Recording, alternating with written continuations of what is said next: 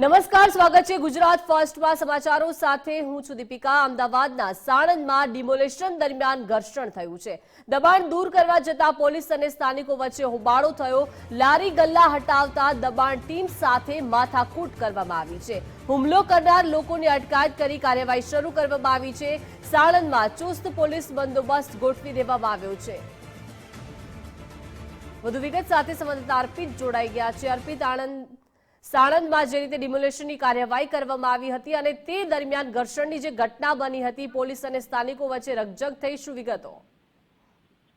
સવારે જ્યારે સાણંદ વિસ્તારમાં સ્થાનિક કોર્પોરેશનની ટીમ પોલીસ સાથે દબાણ હટાવવા અલગ અલગ વિસ્તારમાં પહોંચી હતી, ત્યારે નાની મોટી લારી ગલ્લા લઈને ધંધો વેપાર કરતા લોકો દબાણ ટીમ અને પોલીસ વચ્ચે રકઝકની પરિસ્થિતિ ઉભી થઈ હતી। પોલીસે સ્થાનિક લોકોને સમજાવ્યા, જે બાદ જે લોકો હતા લારી ગલ્લાવાળા અને સ્થાનિક લોકો તે સમજ્યા હતા અને અંતે દબાણ હટાવવાની કામગીરી શરૂ કરવામાં આવી હતી અને હાલ પણ ચુસ્ત પોલીસ બંદોબસ્તની વચ્ચે દબાણ હટાવવા માટે સ્થાનિક કોર્પોરેશનની ટીમ પોલીસ સાથે મળીને આ કામગીરી કરી રહી છે।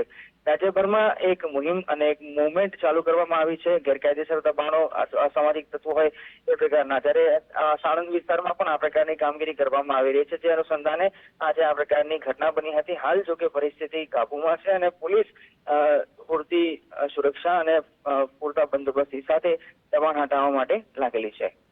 જી આભાર અર્પિત, વિગત આપવા બદલ।